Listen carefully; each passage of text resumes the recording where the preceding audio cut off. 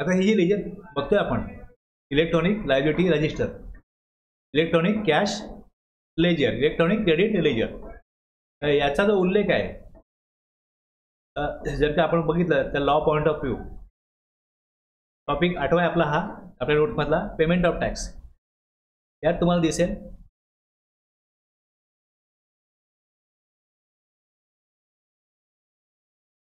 त्यामध्ये पहिले 9 सेक्शन होते, 49(1) ते 49(9) पर्यंत होते. त्यानंतर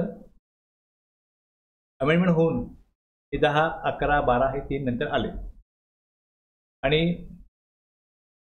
49(1) मध्ये इलेक्ट्रॉनिक कॅश लेजरचा उल्लेख आहे. 49(3) मध्ये पण कॅश लेजर आहे. 2 आणि 4 हे बघाल तुम्ही, electronic credit ledger, electronic credit ledger याचा इथे उल्लेख आहे. क्रेडिट कशा प्रकारे अवेल केल्यानंतर लायबिलिटी पे करण्याकरता युटिलाइज करायचं याविषयी manual of utilisation of amount in electronic credit ledger हे 49(5) मध्ये. Refund balance in electronic ledger, electronic लेजरमध्ये म्हणजे ते कॅश असो किंवा क्रेडिट असो त्याचा रिफंड मिळण्याची तरतूद जी आहे ही सेक्शन 54 मध्ये आहे. तर त्याविषयी भाष्य या 49(6) मध्ये आहे. इलेक्ट्रॉनिक लायबिलिटी रजिस्टर तुम्ही बघाल, त्या लायबिलिटी 2 प्रकारची असते. एक असते जी आपण रिटर्न भरतो, सेल्फ असेस टॅक्स असतो ती लायबिलिटी, आणि दुसरं एखादी नोटीस वगैरे आली असेल का डिफॉल्ट केल्यामुळे तर मग त्याविषयी लायबिलिटी असेल, मग ते 49(7) मध्ये आहे. ऑर्डर ऑफ डिस्चार्जिंग लायबिलिटी, मग लायबिलिटी एक कुठली आहे, एक लायबिलिटी माझी या महिन्याची आहे, दुसरी लायबिलिटी मागच्या महिन्याची बाकी रिटर्न भरायची आहे आणि प्लस मला नोटीस आली आहे, तर रिटर्न म्हणजे पहिली लायबिलिटी कुठली भरायची याविषयी इकडे दिलं आहे. ऑर्डर पहिले तुम्हाला रिटर्न अगोदरचा भरा तो पहिले भरा, मग करंट पिरियडचा भरा, आणि मग नोटीस आलेली आहे ते पैसे ती लायबिलिटी भरा, असं यात दिलेलं आहे. म्हणजे एखाद्या व्यक्ती असं बोलू शकत नाही की अरे मला ऑर्डर आली म्हणून मी ते पैसे भरले, रिटर्न म्हणून भरले नाही, तर मला इंटरेस्ट माफ करा, पेनल्टी माफ करा, असं काय बोलू शकत नाही. कारण त्याने दिलं आहे की पहिले तुम्हाला तुमची जी रिटर्न लायबिलिटी आहे ती पहिले भरली पाहिजे. जे काय तुमचं अगोदर ते बाकी आहे ते पेंडिंग आहे ते पहिले भरा, मग करंट भरा, आणि नंतर, आणि जर उशिरा भरलं तर कुठली पण लायबिलिटी उशिरा भरली तर इंटरेस्ट वगैरे लागू होतोच, तो लागू होणारच त्याला. Incidence of tax deem to have been pass, हे ITC वगैरे घेतला एखाद्याने, जसं बघितलं आपण आता की अवेलेबमेंट ऑफ ITC, सप्लायरला मी पैसे दिले आणि सप्लायरने ते पैसे गव्हर्नमेंटला जमा केले, तर इन्सिडन्स ऑफ टॅक्स कोणाकडे आला का रिसिपियंटकडे आला, तो ITC घेऊ शकतो किंवा तो रिफंड घेऊ शकतो. मग त्याकरता आधार म्हणून हा सेक्शन आहे. इन्सिडन्स ऑफ टॅक्स कोणाकडे, याच्याकडे इन्सिडन्स ऑफ टॅक्स असतो तो रिफंड घेऊ शकतो किंवा तो काय करू शकतो, त्याचा इनपुट टॅक्स क्रेडिट क्लेम करू शकतो.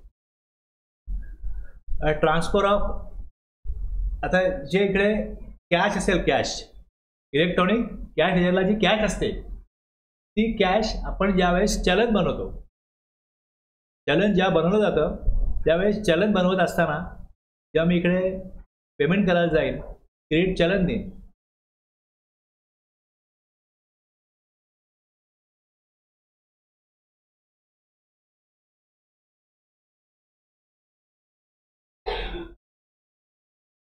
टॅक्स इंटरेस्ट पेनल्टी फीज आहे, आणि हे कोणाला पे करायचे, CGST central government, IGST cess, कुठल्या टॅक्सच्या हे पे करायचे.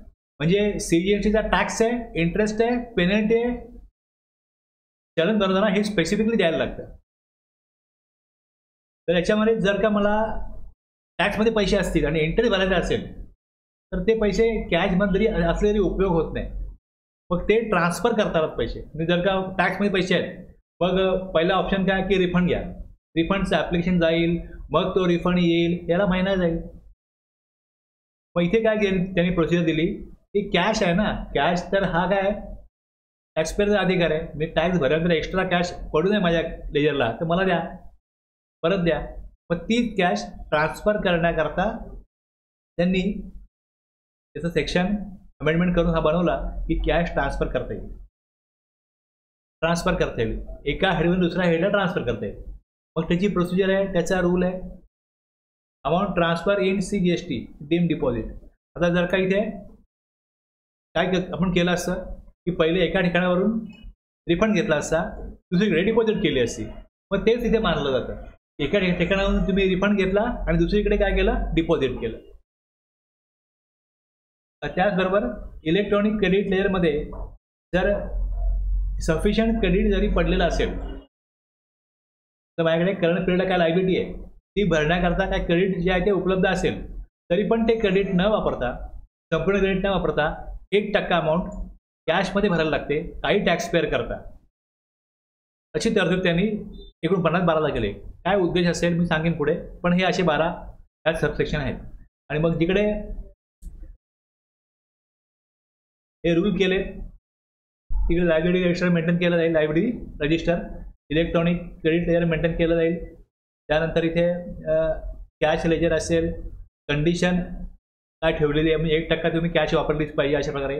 88 मध्ये identification number for each transaction, जसं आपण तिथे 3B भरतो त्याच्यामध्ये मी लायबिलिटी आलेली आहे, ऑटोमॅटिक होऊन येऊ किंवा मी स्वतःहून टाकलो तर ती लायबिलिटी जशी मी ॲक्सेप्ट करतो त्याचा एक तिकडे आयडेंटिफिकेशन नंबर जातो.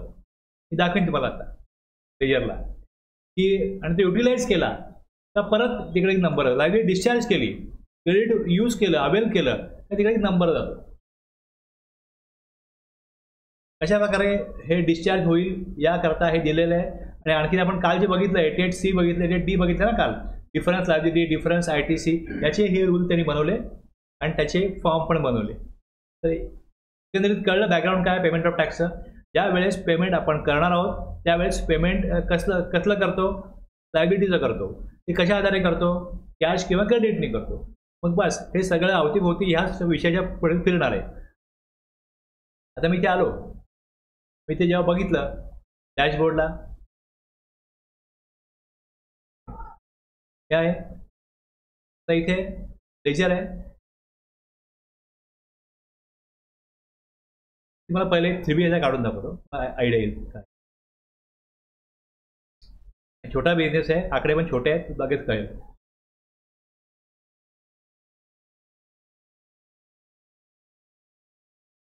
अवघडाच नंबर आला याचा.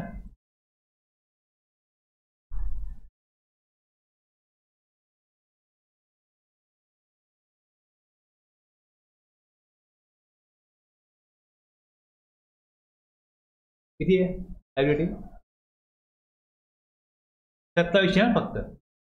आणि क्रेडिट किती आहे,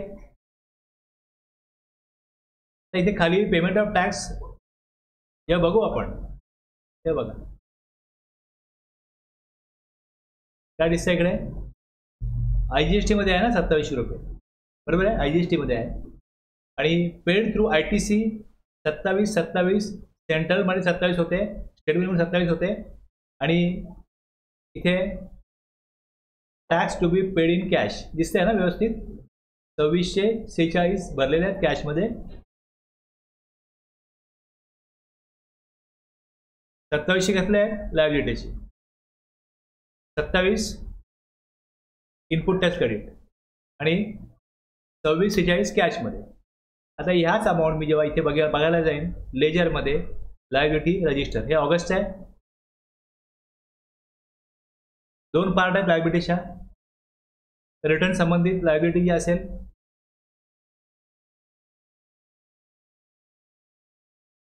ऑगस्ट,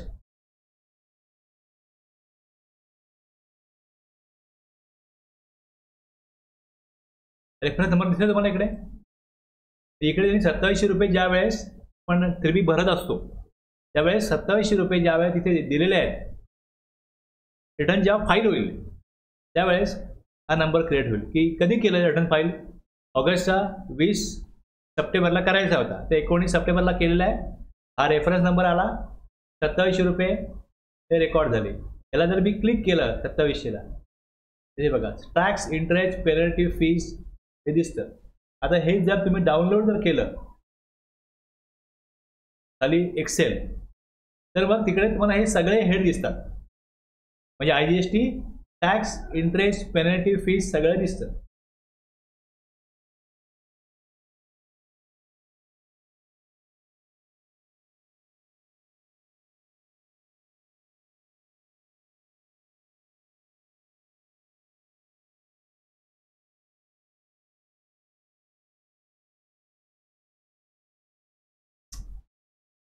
केलं जातं परत करतो.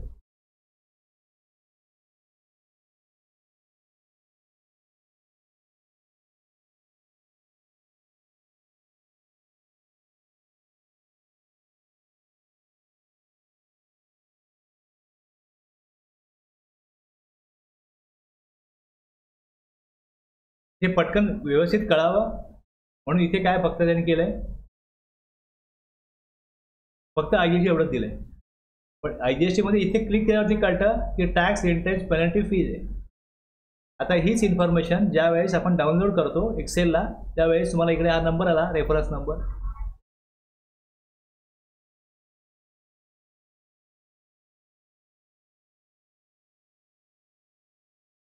Ledger use for discharging liability.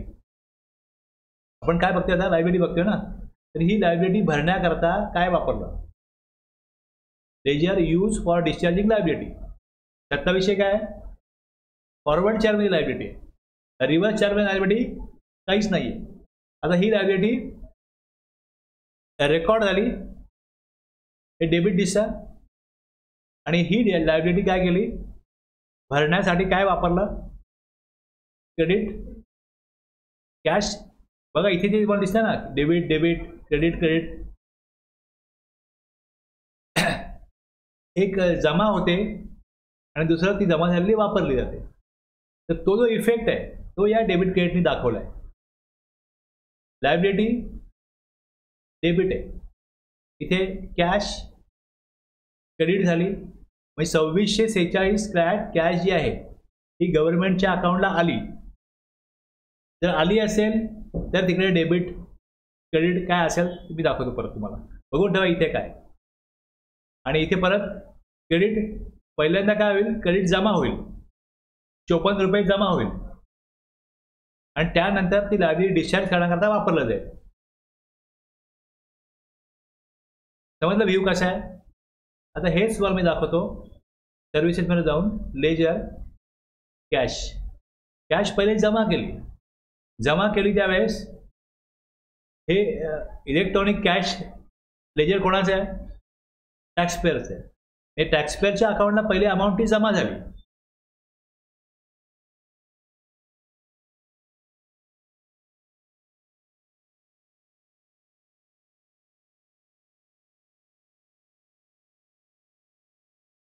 किती वाजता आपण टाइम आला इकडे, म्हणजे हे अमाऊंट मी ॲक्च्युली कसं केलं जातं, मी ऑनलाईन पेमेंट करतो, बँकेत जाऊन NEFT करतो.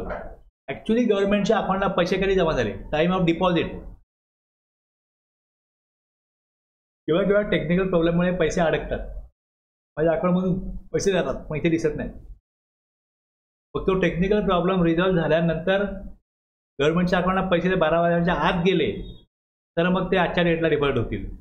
12 वाजल्यानंतर गेले, समजा 20 तारखेला असेल मग ते 21ला जमा झाले तर मला मग रिटर्न पण भरता येत नाही, कारण की पैसे जमा झालेले नाही. तर इथे पेमेंट होतं कधी ते बघितलं जात नाही, पेमेंट त्यांच्या अकाउंटला पोचतं कधी ती डेट आहे.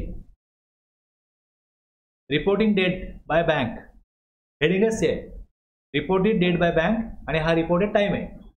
Reference number, credit, opening balance, amount deposited, credit. पुढे आता बघ दिसेल तुम्हाला, salary credit in your account असा मेसेज येतो ना तुम्हाला, हे तुमच्या अकाउंटला सॅलरी जमा झालेली आहे. आणि जसं तुम्ही एखादा पेमेंट करता, जीपे वगैरे करत असाल तर किती पेमेंट केलं तेवढी अमाऊंट वापरली गेली, डेबिट झाली.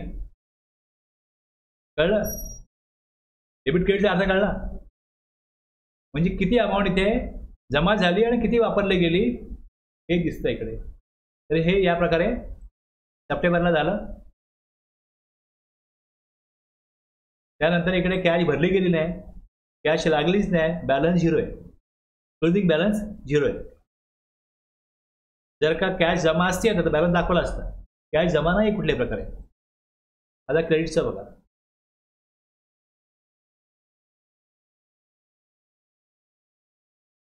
Electronic credit ledger.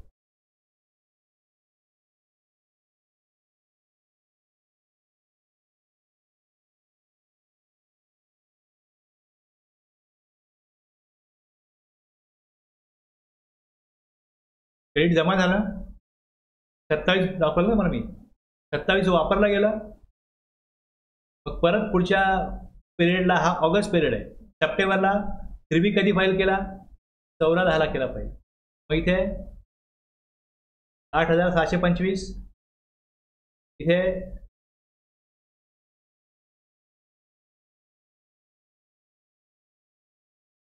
किती क्रेडिट वापरला गेला, म्हणजे लायबिलिटी कमी होती. लायबिलिटी जर कमी होती आणि त्याकडे क्रेडिट लायबिलिटी जास्त होतं, तेवढं लागलंच नसेल तर आता पुढे बॅलन्स असेल. आणि जर का बॅलन्स राहिला, हा बॅलन्स दिसतोय तुम्हाला,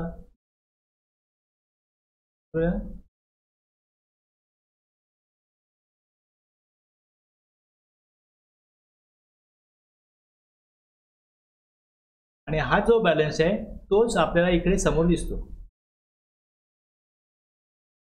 तो इकडे 9,340 हा दिसतो इकडे. आता हे बघून तुम्हाला वाटेल की याचा काय उपयोग आहे. आता एखाद्याचं जे आउटपुट आहे ते किती आहे, इनपुट किती आहे, ITC किती आहे, हे तुम्ही बघितलं. त्याचा बिझनेस कुठला आहे, तुम्ही अनालिसिस केला त्याचा. तर एखाद्या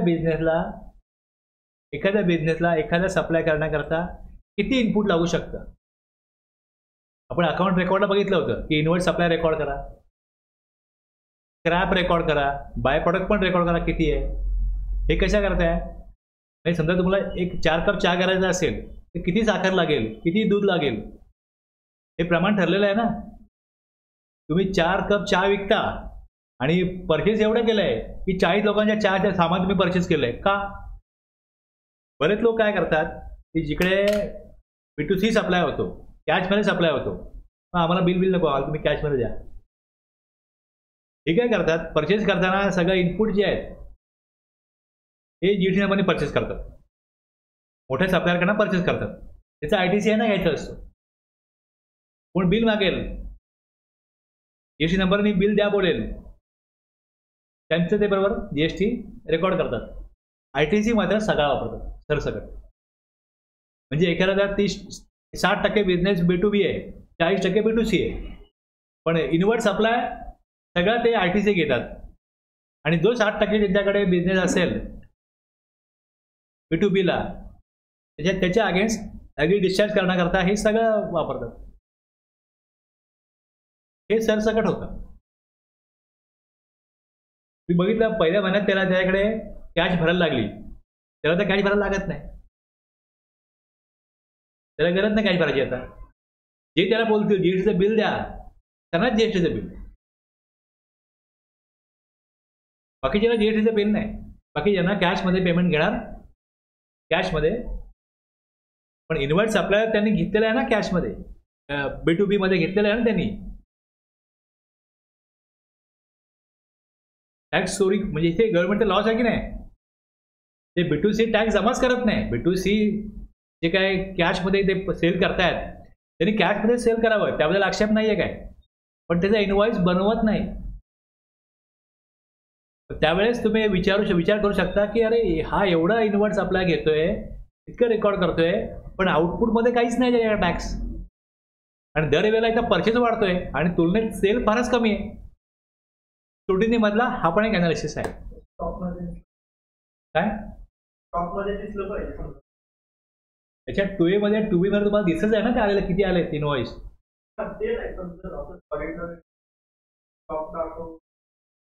ते दाखव, त्यांना जर त्यांनी इथे दाखवलेलं आहे, तुम्ही कुठल्या आधारे विचाराल की आम्हाला हे दिसतंय रेकॉर्डला, तुम्ही एवढा ITC क्लेम केलाय, तर मग ह्याच्यात तुम्ही स्टॉक दाखवा किती आहे आणि हा कुठे वापरला गेला. एवढा स्टॉक तुम्ही आउटपुट एवढाच दाखवलाय, एवढ्या आउटपुटमध्ये एवढा स्टॉक लागतो कसं काय, असं आहे ना. मग त्यांना बोलायला लागेल की मग आम्ही कुठे वापरला, मग आम्ही याची इनवॉइस दाखवलेली नाहीये, सिद्ध होणार आहे. आता यांनी हे नवीनच बिझनेस सुरू केलाय, याचा उद्देश ITC मिळतो, लोकांना हे माहिती आहे की ITC मिळतो. अरे पण तू B2C बिल बनवायची असतात, अशी खूप लोक आहेत त्यांच्याकडे ही प्रॅक्टिस आहे, B2C बिल बनवायचीच नाही. कॅशमध्ये पैसे घ्यायचे, त्याच्यावर कुठलाही इन्कम टॅक्स भरायचा नाही, कुठलाही GST भरायचा नाही, ही एक नॉर्मल प्रॅक्टिस आहे. खूप मोठ्या कंपन्या आहेत त्यांना माहिती आहे की हे सगळं आहे, ते छोट्या प्रमाणात करतात. पण ज्यांना माहिती नाही आहे ते असं करतात. छोटा बिझनेस आहे आणि मग गव्हर्नमेंट ह्यांच्याकडे लक्ष देत नाही. त्यामुळे ह्यांना ही सवय लागलेली आहे. जोपर्यंत यांना पकडत नाही तोपर्यंत काय नाही. ह्यांना पकडले तर मग प्रॉब्लेम येईल.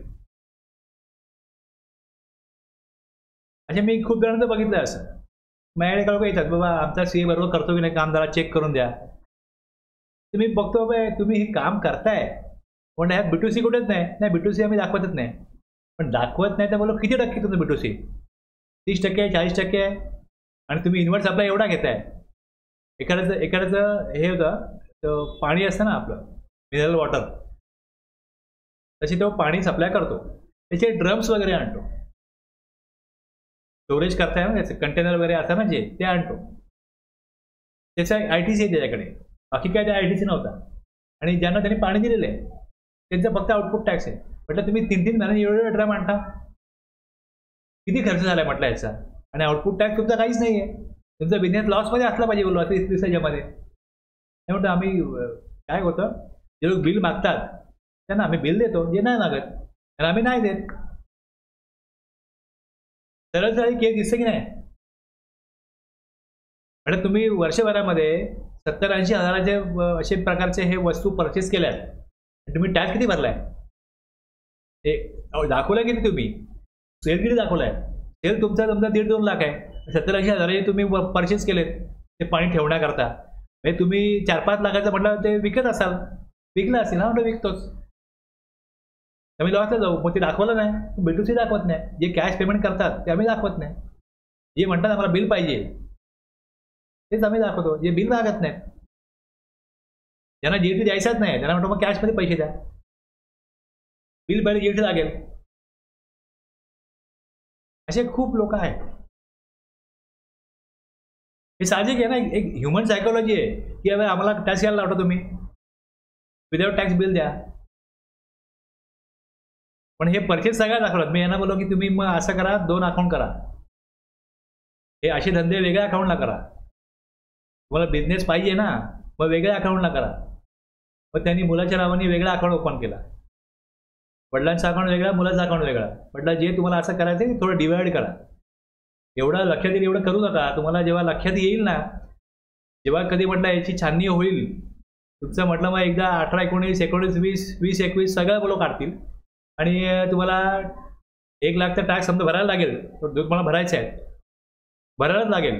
प्लस त्याच्यावर तुम्हाला इंटरेस्ट लागेल 3 वर्षाचा 18% प्रमाणे. म्हणजे तुम्हाला 1 लाख 1.5 लाख भरायला लागतील. म्हटलं हे होऊ शकतं.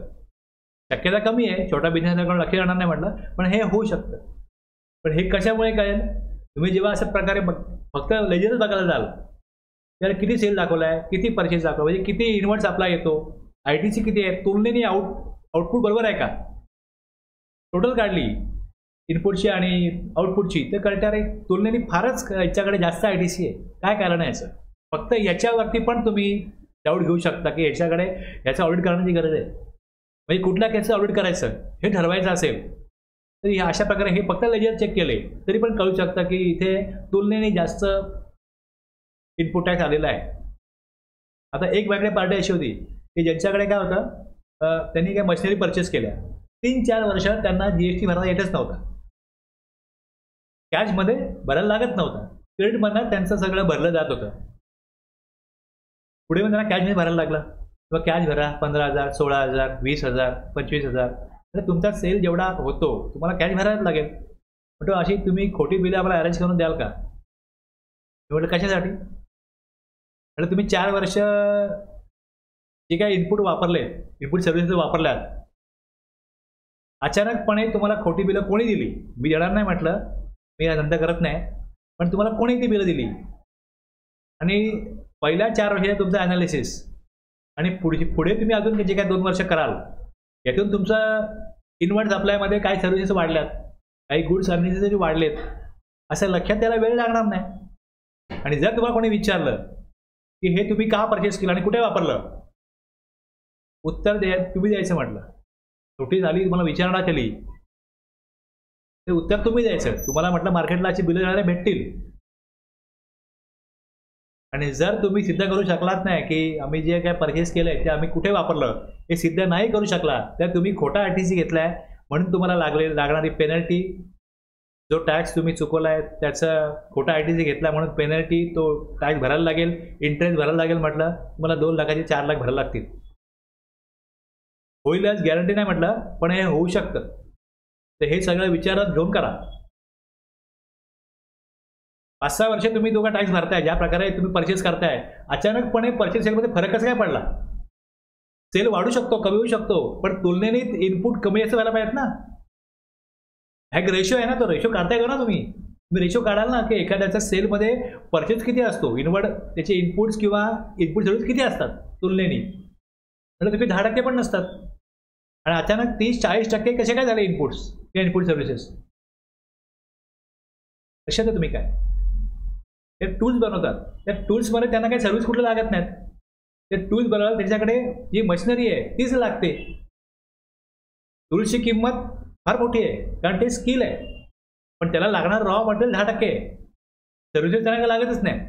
मग तुम्ही अचानक बोलाल की आम्ही 30% बिलं आणली टूलची, कसं काय लागायला लागेल तुम्हाला? तुम्ही विकताय काय नाही, ते साचे बनवतात. साचे बनवायला काय लागतं म्हटलं, कशी तुम्ही इनपुट वाढवाल? ती लॉजिक पाहिजे ना त्याला. मी एवढं बोलण्याचा उद्देश काय, फक्त तुम्हाला याचं महत्त्व कळावं की फक्त क्रेडिट लेजरमधनं आपण आलेलं क्रेडिट हे बरोबर आहे की नाही, आउटपुट टॅक्स काय रेकॉर्ड झालाय, रिटर्न न काढता फक्त हे रिपोर्ट काढून हे बघता येतं, हे अनालिसिस करता येतो.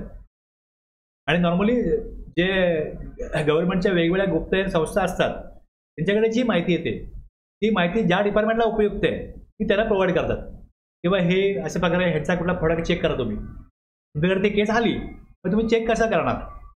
ऑडिटर तिकडे जाऊन करायला लागेल, पण तसं काय आहे का? मग तुम्ही रिटर्न भरलेलं बघाल, मग तुम्ही हे लेजर बघाल, यातनं कळेल की बाबा हा यांनी काहीतरी अननेसेसरी परचेस दाखवलेला आहे.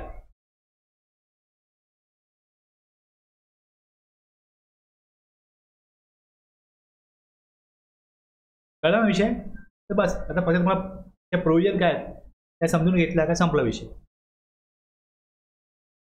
कशा करता आपण हे दिलेलं आहे, त्याचा उपयोग काय, उद्देश काय, हेच महत्त्वाचं. पहिले every deposit made towards tax, interest, penalty, fees. जेव्हा मी कॅश तिथे भरायला जाणार आहे, चलन समोर येतं, मला चलनात काय द्यायला लागतं, चलनामध्ये मला जी माहिती द्यायला लागते त्यामध्ये त्यांनी कन्सेप्ट दिला आहे मेजर हेड आणि मायनर हेड. चलन जेव्हा बनवतो आपण तेव्हा हे मेजर हेड आहे. कुठलं? Government of India, CGST, IGST, cess, हे मेजर हेड आहे. आणि मग त्याला पेमेंट करायचं आहे टुवर्ड्स कसं काय, टॅक्स, इंटरेस्ट, पेनल्टी, हे मायनर हेडमध्ये येतं. हे मायनर हेडमध्ये येतं. मेजर हेड कुठले आहेत? IGST, CGST, HGST, सेस, आणि minor head tax, interest, penalty, fees, other. कळलं एवढं?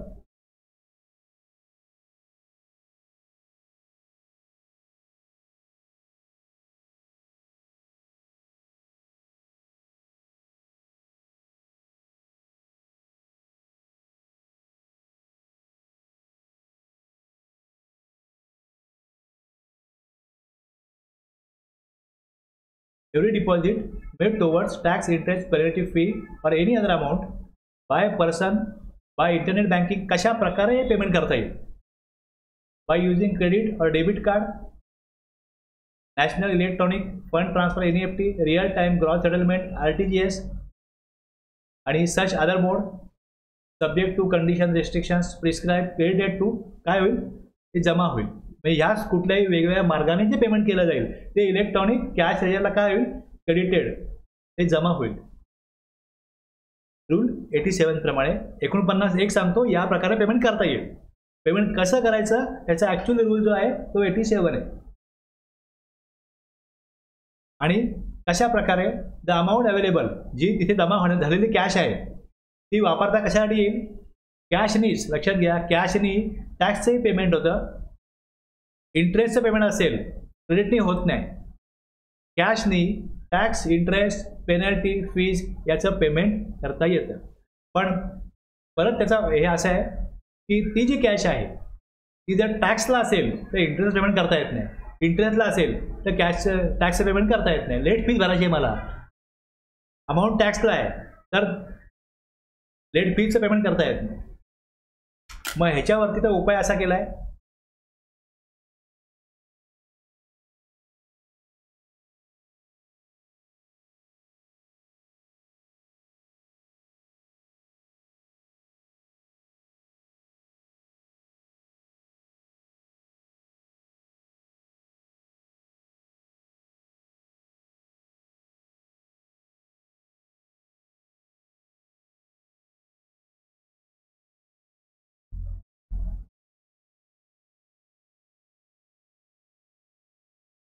ते बघा मी याला क्लिक केली कॅश लेजरला, तर मला इथे काय काय ऑप्शन गाडी दिसतात बघा.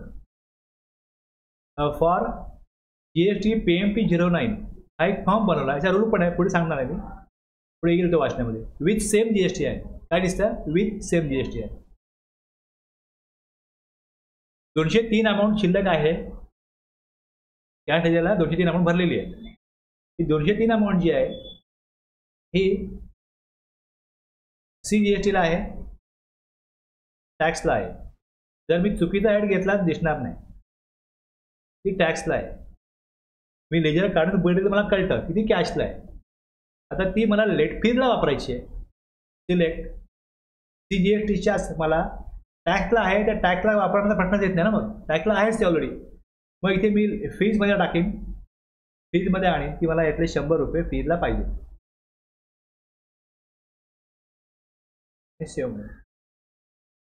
Are you sure the amount indicated as above is intended to be transferred? He amount transfer करता येईल. खाली आलं इकडे,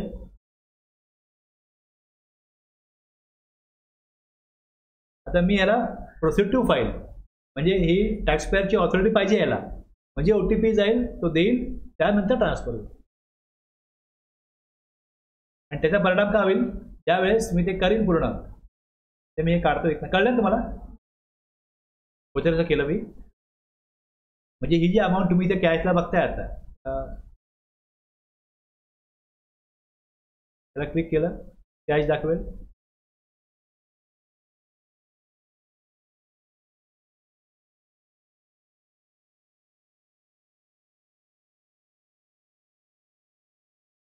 कॅशला आहे ना, टॅक्सला आहे ना, ही माझी लेट फीजला आहे, ट्रान्सफर झाला. जेव्हा ही प्रोसिजर नव्हती, हा फॉर्म नव्हता, हा रूल नव्हता, त्यावेळेस कॅश रिफंड घेतल्याशिवाय पर्याय नव्हता. आता हे इमिजिएटली होतं. एखादा व्यक्ती बोलला माझी कॅश पडू नये, मला ती वापरायची आहे, तर काय करू, तर ट्रान्सफर करता येते या प्रकारे. हे अशा गोष्टी पण CA माहीत नाही, कोणाला माहिती डिपार्टमेंटला विचारतात हे कसं करू ट्रान्सफर, मग इथे कॅश पडू नये, मला लेट फीज भरायची, इंटरेस्ट भरायचं, रिटर्न भरायचं आहे. हे जे कोण काम करणार आहे त्यांनी वाचलंच नाही काय, याचा अर्थ हा होतो का अभ्यास केलेला नाही आहे की ही नवीन फॉर्म आले, हे आले रूल, हे अनेकांना माहीत नाही. नाही क्रेडिट लेजरचं तसं, क्रेडिट लेजरला काय तुम्हाला टॅक्स आहे तो टॅक्सलाच वापरायचा आहे ना. म्हणजे जेव्हा पुढे जाऊन वाचाल तर त्यात दिलेलं आहे की जी क्रेडिट आहे, जे टॅक्स आहे त्यांनी टॅक्सच भरता येतो.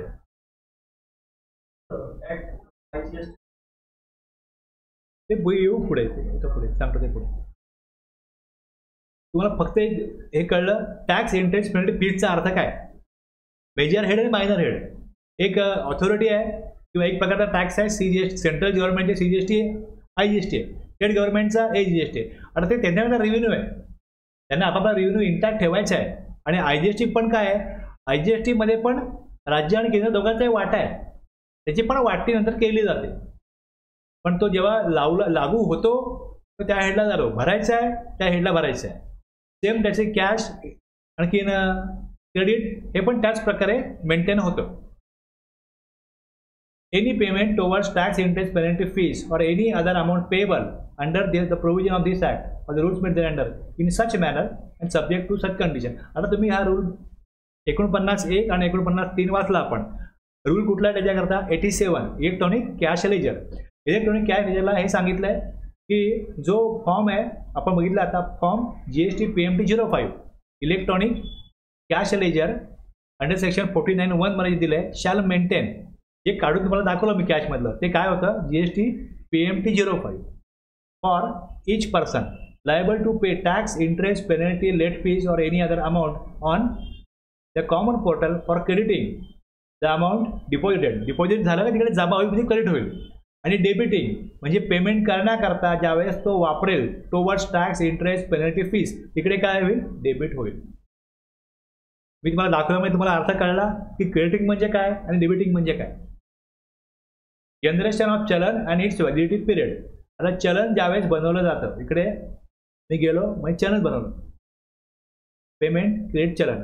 आता जर का मला NEFT किंवा RTGS करायचं असेल म्हणजे माझ्याकडे ऑनलाईन पेमेंट करण्याची फॅसिलिटी नाही आहे. इथे खाली बघा ई पेमेंट आहे, ओव्हर द काउंटर आहे, NEFT आहे. ई पेमेंटला क्लिक केलं तर पेमेंट इमिजिएटली करायला लागतं. आणि NEFT RTGS दिलं तिथे बँक सिलेक्ट करायची. मग हे लोकल कुठल्याही कोऑपरेटिव्ह बँकेमधनं पण हे होतं. मग याची प्रिंटआउट काढायला लागते, हे बँकेत नेऊन द्यायला लागतं. मग बँकेचे जे लोक असतील ते त्यांच्या वेळेप्रमाणे ते पेमेंट करतात, म्हणजे टॅक्सपेअरच्या वतीने ते करतात. पण चलन जनरेट ऑनलाईनच करायला लागतं. वॅटमध्ये काय होतं, बँकेतनं चलन काढलं किंवा झेरॉक्स जरी काढलेली असेल पेमेंट व्हायचं, तसं इथे होत नाही. चलन हे ऑनलाईन जनरेट केलेलं असलं पाहिजे. आता चलन जर इथे ऑनलाईन जनरेट केलेलं असेल, चलन काढलं तू रिटर्न फाईल करतो, त्यांनी सांगितलं की तुमचं 15,000 पेमेंट आहे, तुला ठीक आहे चलन बनवून द्या. चलन बनवून दिलं. मग यांच्याकडे पैसे नाही आहेत, मला गावाला गेला आहे, काही कारण आहेत, ते चलन तर पडून आहे ना. आता any person or a person on his behalf shall generate a चलन. चलन जनरेट तर केलं त्यांनी, PMT 06 आपण बघितलं आहे, PMT 06 चलन on the common portal and enter the details of amount to be debited by him toward tax, interest, penalty, fees. आता हे चलन जे बनले, provided that the चलन in form GST PM 06 generated at the common portal shall be valid a period of 15 days नंतर expired होते. 15 दिवसानंतर जर का त्याचं पेमेंट जमा झालं नाही या चलनाच्या अगेन्स्ट, तर पोर्टल तो नंबरला पेमेंट आलेलं नाही आहे, एक्सपायर्ड, त्याच्यावरती 15 दिवसानंतर पेमेंट होणार नाही. 15 दिवस दिलेत त्याच्याकरता निर्धारित केले. चलन जनरेट केलं ती प्रिंटआउट काढायची आणि ते बँकेत नेऊन जमा करायचं. जर त्या डेटपासून 15 दिवसामध्ये ते चलन बँकेत नाही पोचलं तर पोर्टलला काय एंट्री होते, ते चलनाचं पेमेंट आपल्याला घ्यायचं नाही आहे, ते चलन आता बाद झालेलं आहे. एक्सपायरचा अर्थ काय, ते आता हिशोबातनं बाद होईल. व्हॅलिडिटी म्हणजे एकदा चलन जनरेट केलं का 15 दिवसामध्ये त्यांनी पैसे जमा केलेच पाहिजे त्या चलनाच्या अगेन्स्ट, नंतर त्याची व्हॅलिडिटी संपते. कळलं? किती वेळा क्रिएट करा, किती वेळा चलन क्रिएट करा, त्याला काय नाही. मी एक चलन जरी बनवलं आणि परत दुसरं जरी बनवलं तरी चालतं. ते काय असं बोलत नाही की तुम्ही या अमाऊंट चलन पहिले बनवलेलं आहे परत बनवू नका, किंवा त्याला अजून 15 दिवस झालेले नाही आहेत. मी बनवलं आणि हरवलं तर, पावसामध्ये भिजलं तर, खराब झालं तर काही होईल ना, कागद आहे.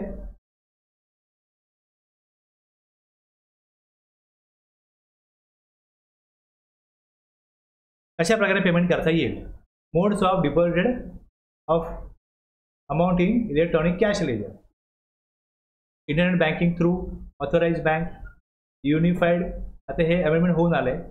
UPI payment, any bank, IMPS, credit card, debit card, NEFT, over the counter.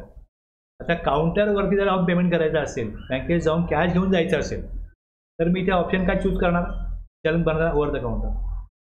कुठल्या बँकेत जायचं आहे ती बँक समोर येणार. मग या बँकेमध्ये मी कॅश जाऊन देणार आहे, चेक देणार आहे का डिमांड ड्राफ्ट देणार आहे, 3 ऑप्शन आहेत. कुठल्या बँकेचं हे करणार आहे, ओव्हर द काउंटर.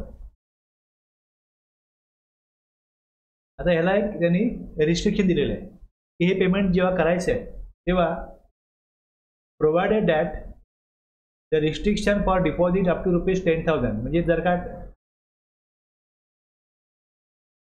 10,000च्या वरती पेमेंट असेल तर मग हा मोड अवेलेबल नाही आहे, या मार्गाने पेमेंट करता येणार नाही. Provided that the restriction for deposit ₹10,000 per चलन in case of and over the counter, आणि खाली जे दिलेलं आहे यांना हे ॲप्लिकेबल नाही. ओव्हर द काउंटर पेमेंट वर दिलं बघा इकडे, over the counter payment through authorize banks for deposit up to ₹10,000 per challan. एक काय दिलंय, per challan per tax period by cash, cheque और डिमांड ड्राफ्ट. 10,000चं पेमेंट होईल, कुठे होईल, per tax period by cash, cheque और डिमांड ड्राफ्ट. म्हणजे समजा माझा आता नोव्हेंबरचा पिरियड आहे, तर नोव्हेंबरसाठी पेमेंट माझं किती आहे, 10,000च्या आत आहे, तर होईल. समजा माझं पेमेंट 15,000 आहे, तर मी असं करेन की 2 चलनं काढीन, एक 7,500चं काढीन, दुसरं 7,500चं काढीन. असा विचार नाही करायचा. एका टॅक्स पिरियडला तुम्ही चलन किती पण काढा, पण त्या टॅक्स पिरियडला 10,000च्या वरती जर असेल तर ओव्हर द काउंटर चालणार नाही. ओव्हर द काउंटर तेव्हाच चालेल की एका टॅक्स पिरियडला पर चलन पर टॅक्स पिरियड, चलनामध्ये 10,000च्या वरती अमाऊंट असता कामा नये आणि टॅक्स पिरियडला पण टोटल अमाऊंट 10,000च्या वर जाता कामा नये. आणि ह्याला अपवाद काय की गव्हर्नमेंट डिपार्टमेंटला किती अमाऊंट असो ते भरू शकतात ओव्हर द काउंटर 10,000च्या वरती. Government department or any other deposit to be made by person as may be notified by commissioner. कमिशनरने नोटिफाय केलेले पर्सन आणि गव्हर्नमेंट डिपार्टमेंट यांच्याकरता हे 10,000ची मर्यादा लागू नाही. Proper officer or any other officer authorise to recover outstanding dues. Recovery प्रोसिडिंगमध्ये काय कॅश मिळाली, त्यांनी काय चेक दिला, अमाऊंट किती पण असो, एनी पर्सन वेदर रजिस्टर और not, including recovery made through attachment, sale of movable property, proper officer or any other officer authorized for the amount collected by way of cash, check, demand draft during any investigation, enforcement activity or any ad hoc deposit. अपवाद हे आहे. म्हणजे normal payment जे tax केलं ना, sale purchase tax, त्याच्यामध्ये 10,000च्या वरती पर tax period पर चलन अमाऊंट 10,000 पर्यंत असेल तर ओव्हर द काउंटर चालेल. अदरवाईज ती मग दुसऱ्याच मोडनी म्हणजे NEFT, RTGS किंवा मग ही पेमेंट आहे तेच करायला लागेल. आता जे ORDR सर्व्हिस प्रोव्हायडर आहेत ना, जे ते पेमेंट कसं करत असतील, जे भारताबाहेरून सर्व्हिस प्रोव्हाइड करतात, जसं नेटफ्लिक्स आहे, पेमेंट तर आपण इंडियन रुपीजमध्ये करतो आणि त्यांना भारताबाहेर कॅश मिळते, त्यांना सर्व्हिस चार्जेस प्लस टॅक्स दोन्ही मिळतो ना. Provided further that a person supplying ORDR services from a place outside India to a non taxable online recipient. हे जे बिझनेसमॅन नाही आहे, ORDR कोण येतं, हे जे आहेत NTOR, यांना सर्व्हिस प्रोव्हाइड केली. कोणी, ORDR सर्व्हिस प्रोव्हायडरनी. सर्व्हिस घेणारा कोण आहे, विद्यार्थी असतील, ज्या लोकांना म्युझिक ऐकायचे आहे, गेम खेळायचे आहेत, म्हणजे नॉन बिझनेस पर्पज कोण घेत आहे, प्लस गव्हर्नमेंट. जे नॉन बिझनेस पर्पज घेतात ते कोण आहेत, नॉन टॅक्सेबल ऑनलाईन रेसिपियंट आहेत. म्हणजे डिफरन्स जे यामध्ये हे येतं की गव्हर्नमेंट किंवा असे लोक जे बिझनेस पर्पज ही सर्व्हिस घेत नाही आहेत, नॉन बिझनेस पर्पज घेत आहेत. मग त्या केसमध्ये फॉरवर्ड चार्जमध्ये टॅक्स लावणार कोण, ORDR सर्व्हिस प्रोव्हायडर. आणि दुसरं person supplying online money gaming from a place outside India. तो वेगवेगळे गेम बघतो आपण, ते रमी आहे किंवा इतर कुठले गेम आहेत, ते कोण, ते का बिझनेस पर्पज कोण खेळत नाही ना रमी गेम. मग तो टॅक्स त्यांना जी पेमेंट ते घेत आहेत, जे लोक त्यामध्ये गेम खेळत आहेत त्यांच्याकडून पेमेंट घेतलंय, त्या टॅक्स पण घेतलेला आहे, घ्यायचा आहे त्यांना, तो जमा करायचा आहे. तो जमा कसा करायचा, may also make the deposit under subrule 2 through international money transfer through society for world wide interbank financial telecommunication payment network from the date to be notified by the board. हे दिलं याच्यासाठी.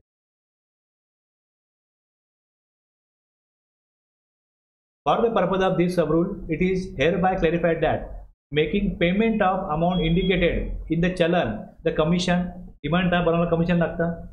Commission, if any, payable in respect of such payment shall be borne by the person making such payment. गव्हर्नमेंटला फक्त आपल्या tax, interest, late फीसची interest आहे, त्याकरता ते करण्याकरता जो खर्च होतो तो टॅक्सपेअरनी स्वतः करायचा आहे. हाच अर्थ आहे ना यातनं. कमिशन गव्हर्नमेंट दे लागत नाही. Any payment required to be made by a person who is not registered under the act shall be made on the basis of a temporary identification number generated through the common portal. म्हणजे पोर्टलला अशी एक सुविधा आहे जिकडनं समजा एखाद्या transporter आहे किंवा रजिस्टर आहे आणि टीव्ही बिल नाही बनवलं त्याला पकडला किंवा असा कुठला माल घेऊन चालले विदाउट बिल त्याला पकडला तर त्याला जी पेनल्टी लावायची आहे ती तो भरणार आहे. तर त्या पोर्टलवरती त्याचा टेम्पररी आयडेंटिफिकेशन नंबर बनवता येतो आणि तो बनवून त्यातून ते पेमेंट करायचं अनरजिस्टर्ड पर्सनचं. रजिस्टर्ड पर्सन जीएसटी नंबर तो करेल ना. अनरजिस्टर्ड पर्सन कसं करेल पेमेंट. त्यांनावरती जीएसटी नंबर येतो तो त्याचा असतो पण अनरजिस्टर्ड पर्सनचा नंबरच नाही आहे. मग त्याचा पेमेंट कोणी केलं हे कसं कळणार. त्याकरता त्याचा तिथे टेम्पररी आयडेंटिफिकेशन नंबर बनवा आणि मग पेमेंट करा.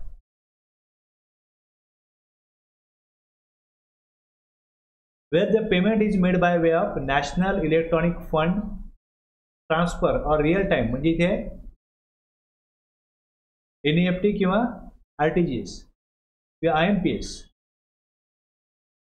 The mandate form shall be generated along with the challan on the common portal and the same shall be submitted to the bank from where the payment is to be made.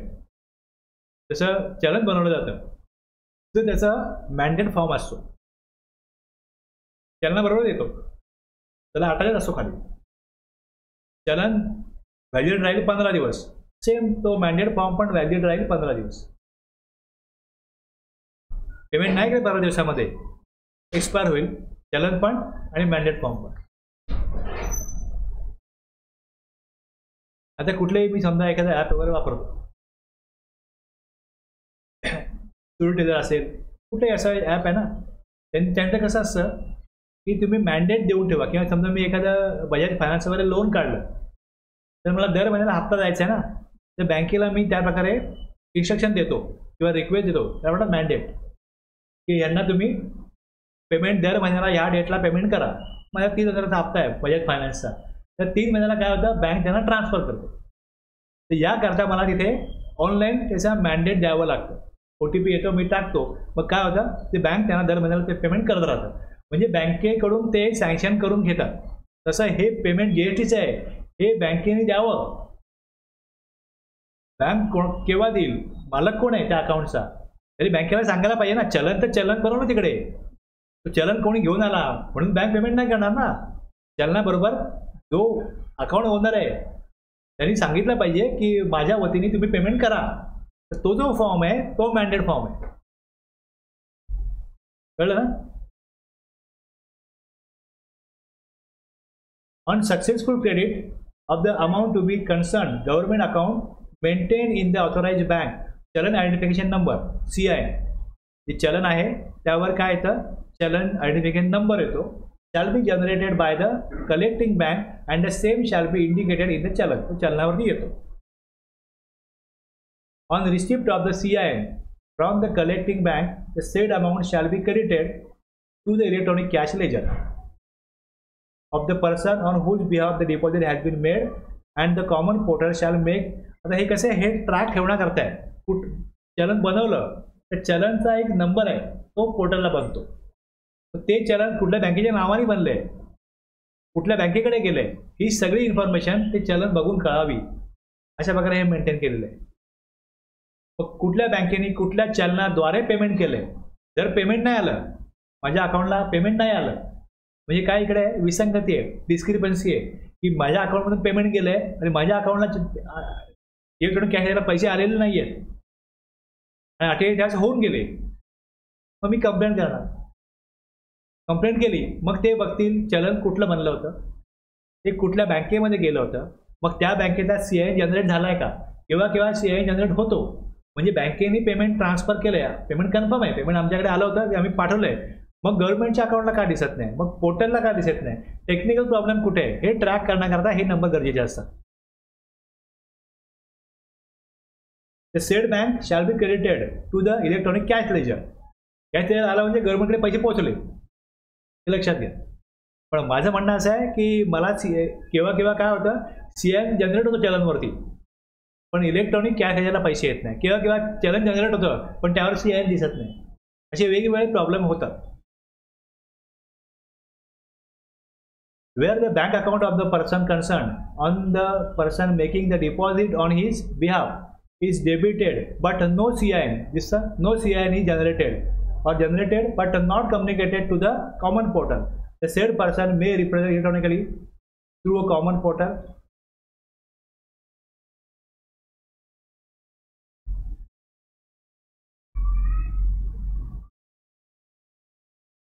तर तिकडे काय करायला पाहिजे, कळवायचं किंवा माझं payment आलेलं नाही आहे, मग ते चेक करतात, मग पुढे काहीतरी त्याचा प्रॉब्लेम रिझॉल्व्ह केला जातो. Where the bank fails to communicate detail of CIN to the common portal, the electronic cash ledger may be updated on the basis of each call of the Reserve Bank India in case where the कशा प्रकारे ते update करतील हे दिलेलं आहे. Any amount deducted under section 51 or collected under section 52 TDS deduct केला जातो गव्हर्नमेंटच्या याच्याकडनं, आणि जे ई-कॉमर्स ऑपरेटर आहेत ते TCS कट करून पेमेंट करतात, मग ते GSR 7 GSR 8 भरतात. And claim by registered person, आता जेव्हा ते भरतील त्यावेळेस त्याचा क्लेम जो असतो इथे येण्याकरता याच्यामध्ये लिंक आहे, तो क्लेम करा. त्यांनी भरला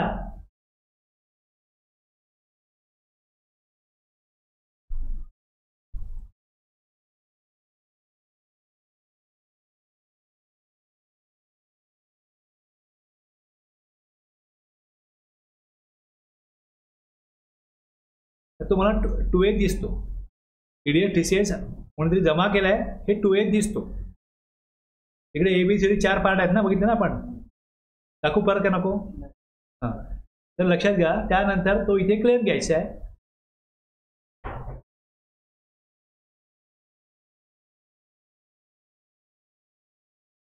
इथे यायचं, इथे येऊन मला ते दिसेल, ते दिसेल ह्यात नाही आहे, जेव्हा येईल तेव्हा इथे दिसेल आणि दिसेल. त्यानंतर मला इकडे त्याचं फाईल करायला लागतं. मी जर इथे काढलं आहे TDS क्रेडिट रिसिव्ड ते दिसेल, मग मी याला ॲक्सेप्ट करीन.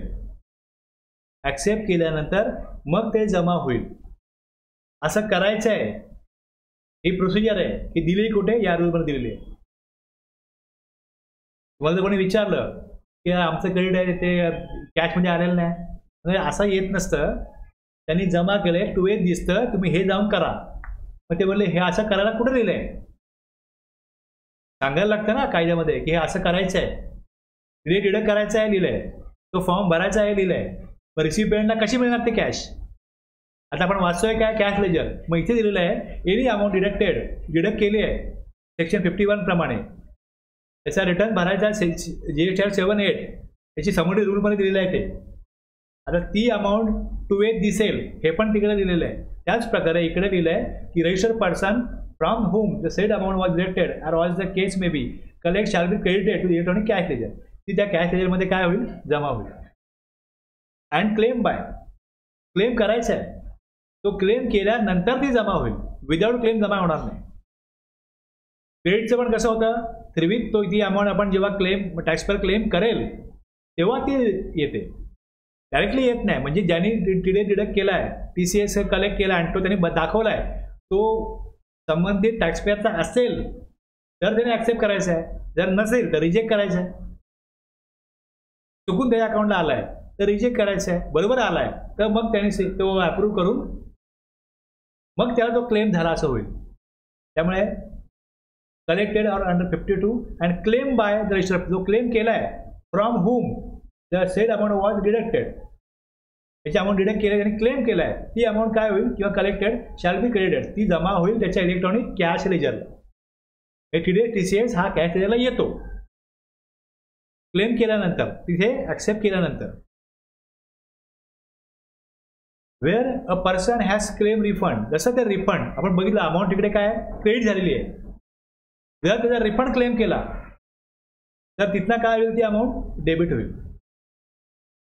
रिफंड त्याला द्यायचं आहे ना, जसं रिफंडसाठी क्लेम केला जाईल, इकडे 1 लाख अमाऊंट आहे, रिफंड द्या मला 50,000. 1 लाखातला 50,000 काय झाले तिथे रिफंड करता प्रोसेस झाले, डेबिट होणार ना ते.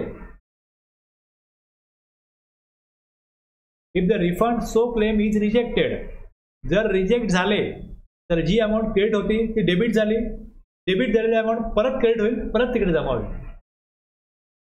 फुल्ली और पार्टली, आयदर फुल्ली और partly the amount debited under rule 8710 to the extent of rejection shall be credited to the electronic cash ledger by the proper officer by an order made in PMT 03.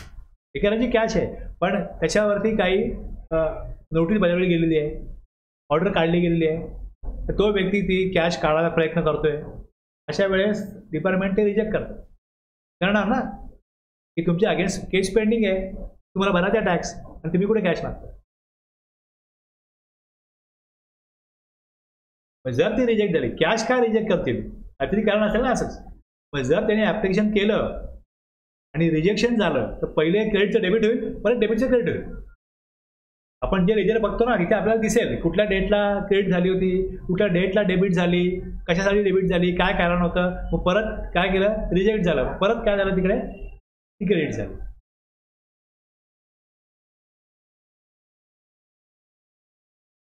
Register person shall upon noticing any discrepancy, काय विसंगती असेल तर इकडे PMT 04 मध्ये ती complaint नोंदवायची.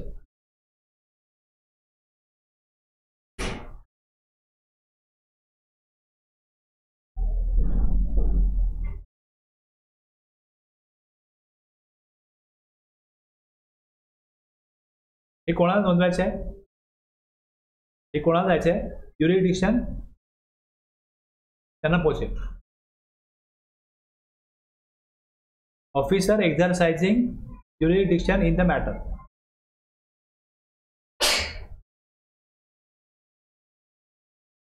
आता मी तुम्हाला जे मागे दाखवलं कॅश ट्रान्सफर करता येते ते 49(10) आणि 49(11) हे दोन त्यांनी सेक्शन अमेंड करून काढलं. Register person on the common portal transfer any amount of tax, interest, penalty, fees. बघा हे फक्त कॅश लेजर करता आहे, क्रेडिट करता नाही आहे. For IGST, CGST, AGST, UTGST, cess, integrated tax. आता एक हे जे 25(4) आणि 25(5) आहेत, दुसरा नंबर जरी असेल GST नंबर, एका पॅन खाली 2 नंबर असतील त्याला पण ट्रान्सफर करता येईल. एकाच नंबरला माझ्याकडे CGST टॅक्स आहे, तो मला घ्यायचा आहे CGST लेट फीजला, तो घेता येतो. सेम एका ठिकाणी काय आहे कॅश आहे आणि दुसऱ्या नंबरला डिस्टिंक्ट पर्सन आहे जो 25(4) किंवा 25(5) बघितलं, सेम स्टेटमध्ये आहे किंवा वेगळ्या स्टेटमध्ये आहे, त्यांना पण कॅश ट्रान्सफर करता येते.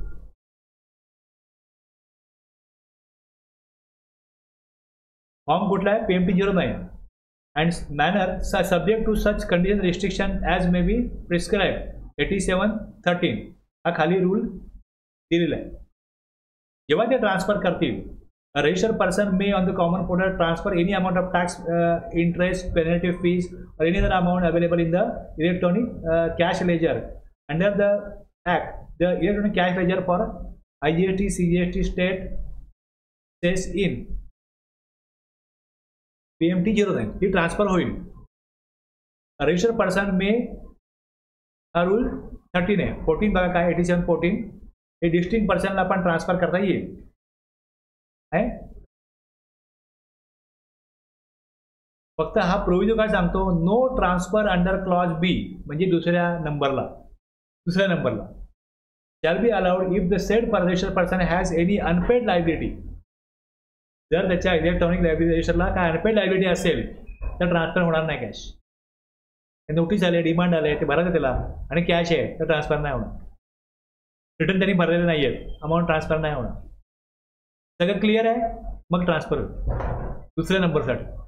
बी क्लॉज दुसऱ्या नंबरचा आहे. 25(4), 25(5) मध्ये आपण 2 नंबर घेऊ शकतो, याविषयी जे आहे त्यातनं ते आलेलं आहे.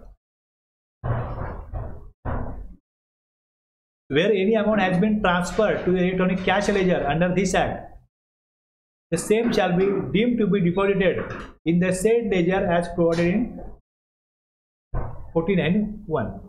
काय डिपॉझिट जी करतो ते ट्रान्सफर केली तिकडे काय डिपॉझिट केली असे समजलं जाईल.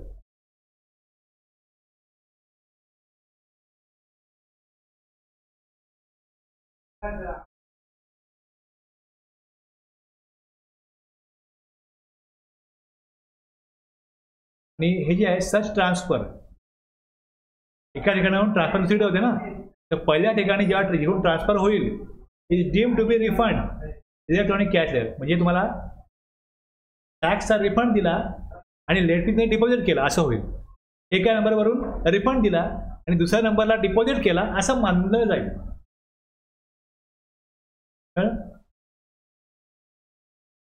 हे नव्हतं तेव्हा काय काय काय करायला लागायचं, पहिले तुम्ही रिफंड घ्या मग परत डिपॉझिट करा.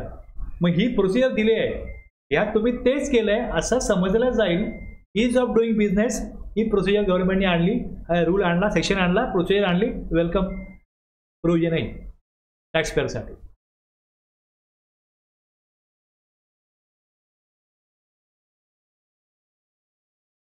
हे सोपं आहे पण हे खूप वाचावं लागतं. आता किती रूल वाचले मी, 12-13 रूल झाले, 14 रूल झाले, 87-14 पर्यंत आला.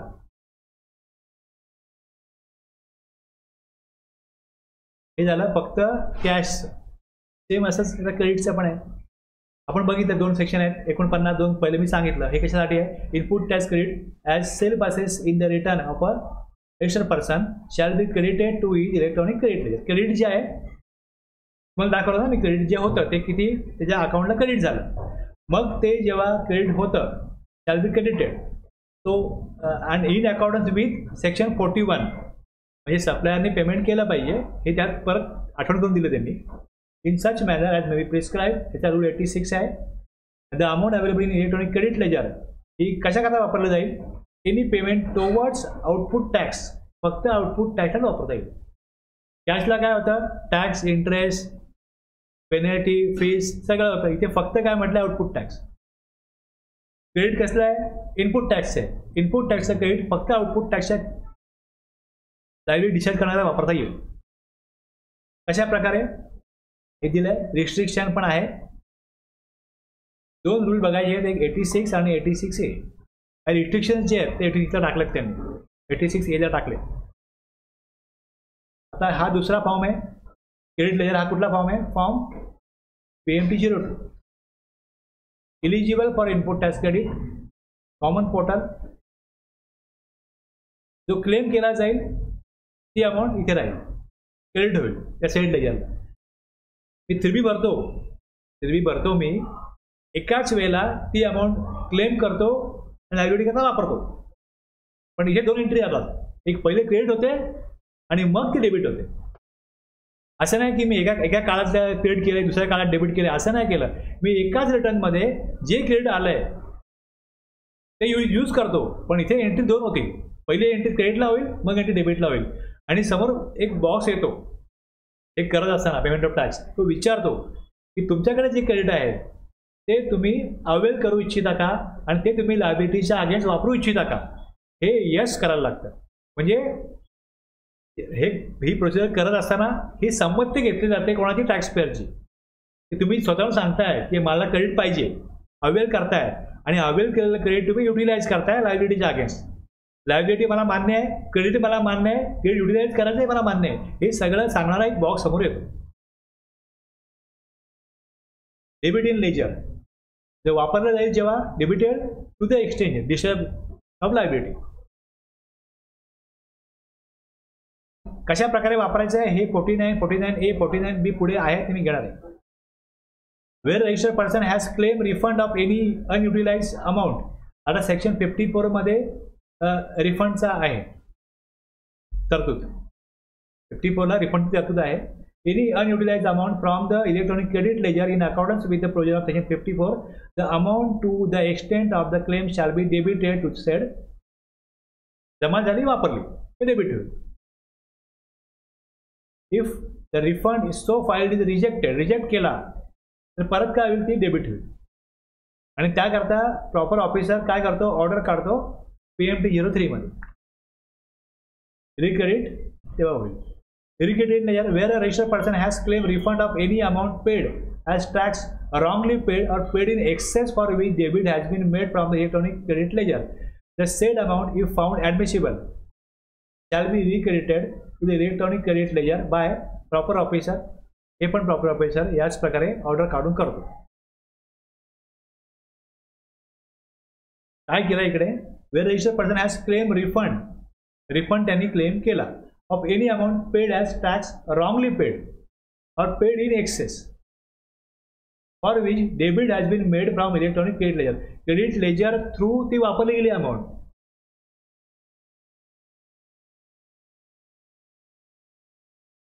The said amount, if found admissible, shall be recredited to the electronic credit ledger. आता हे मॅन्युअली केलं आहे. दोन्ही पण हे काय होईल, प्रॉपर ऑफिसर मॅन्युअली करणार आहे. ती प्रोसिजरचा भाग म्हणून तो करणार आहे.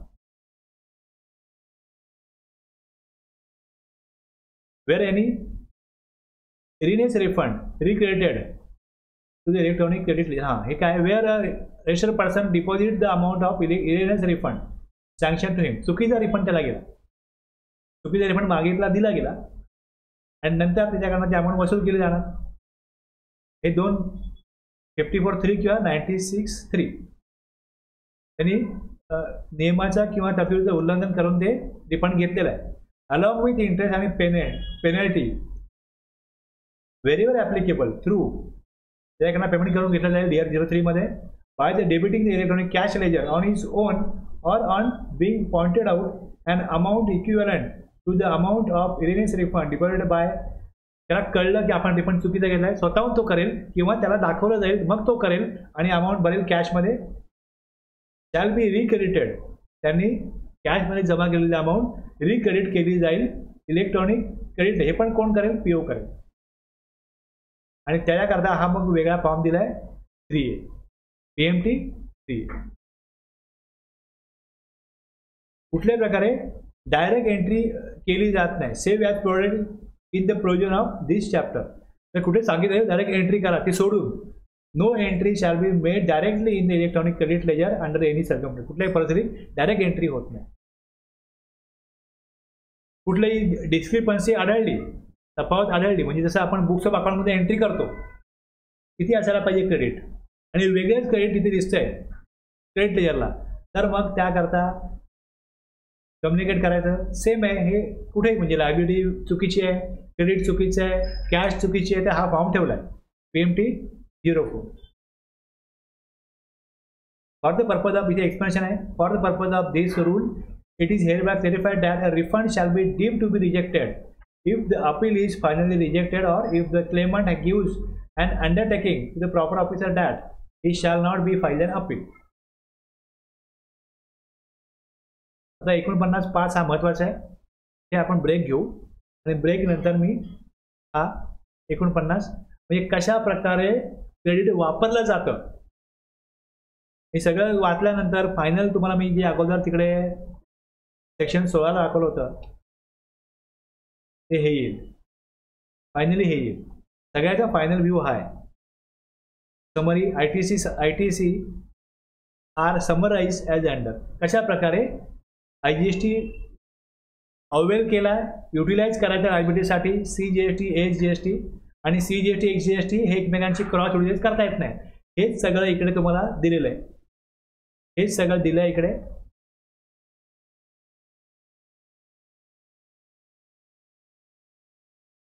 (49)(5) आहे आणि त्याबरोबरच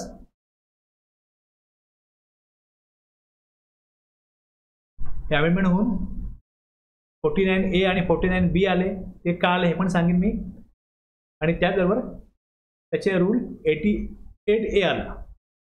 हे सगळे मिळून तुम्हाला कळेल की जो ITC अवेल केला आहे तो युटिलाइज कशा प्रकारे करायचा आहे, त्याची काय पद्धत आहे. थांबवा, इथे ब्रेक घेऊया.